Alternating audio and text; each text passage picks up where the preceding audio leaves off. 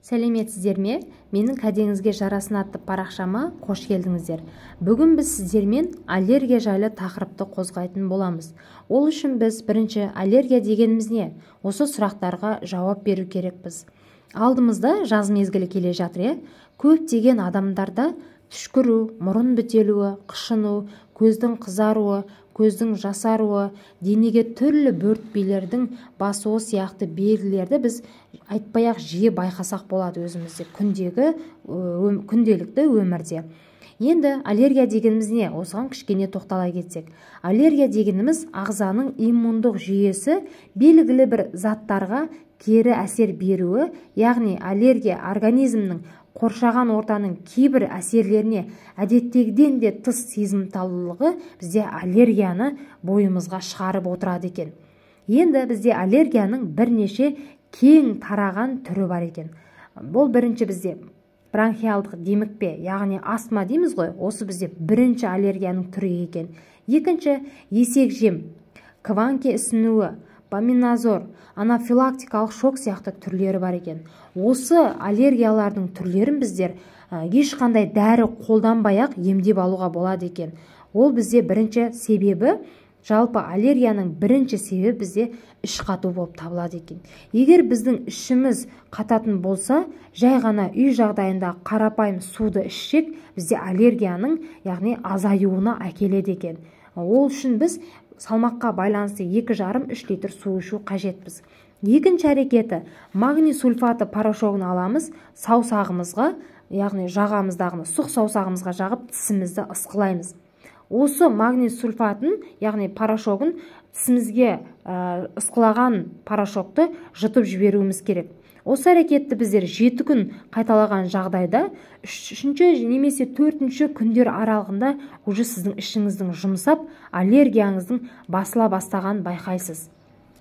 Екінші бізде үй жағдайында екінші әрекетімізді айтатын боламыз. Ол үшін бізге адыраспан қажет болады. Жай ғана адыраспанды аламыздағы 2 бауын алып 5 литр суға қайнатамыз.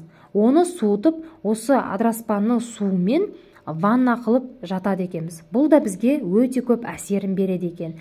Екінші осы адыраспанмен жасау тәсілі, ұрығын аламыз, оны еземіз, езіп бір ас қасығын аламыздағы 200 грамм қайнаған суға салып, жарты 1 сағат уақытта настойка жасаймыз.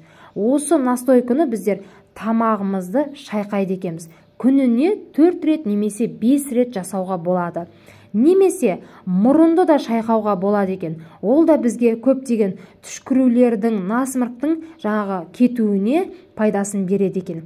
Немесе осы адыраспанның ұрығын алып шайнап жесе де аллергияға көптеген жақсы әсерін береді. Яғни оның даже кетіп қалуына да пайдасын береді екен. Енді бізде осы аллергияның пайда болуының екінші себебі бар. Ол бізде паразиттердің, яғни асқазандағы паразиттердің болуы екен. Асқазанда осы паразиттерді құртқан жағдайда бізде аллергияның кетеді екен. Енді осы аллергияны кетіру үшін біздер, яғни паразиттерді кетіру үшін біздер қандай әрекет жасаймыз? 200 мл сәбіздің суын аламыздағыны 100 грамм тыкваның, яғни асқабақтың ұрығын алып, екеуін блендермен еземіз. Осы езілген қоспаны аламыздағыны біздер ішеміз. Аш қарынға ішеміз, 2 сағаттан кейін ғана тамақ, шай ішуімізге болады. Осы әрекетті біздер 15 күн қайталаймыз. Осы 15 күннің ішінде шайдың орнына жантақты, яғни әркімнің үйінің есігінің алдында көшеде өсіп жатқан жантақты алып құрғатып, осыны шай қылып, шайдың орнына күнделікті ішіп жүрсеңіз, барлық аллергияның почти көзін жоюға болады екен.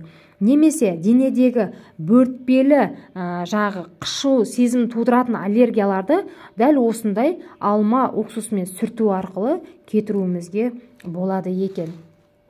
Бізде тағы бір зат бар, мумия деген зат. Оның тек қана таза түрін табуымыз керек. Сонда бізге бұл көптеген аурулардың емі болатын осы мумиямен емдей алады екенбіз. Ол үшін бізге не істеу керек?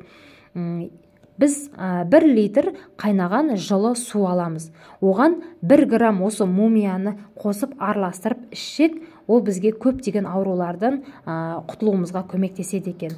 Осы аллергия жайлы ақпаратымыз сіздерге пайдалы болса, парақшаға лайк басып, комментарий жазып, тіркелуді, яғни подписаться батырмасын басуды ұмытпаңыздар.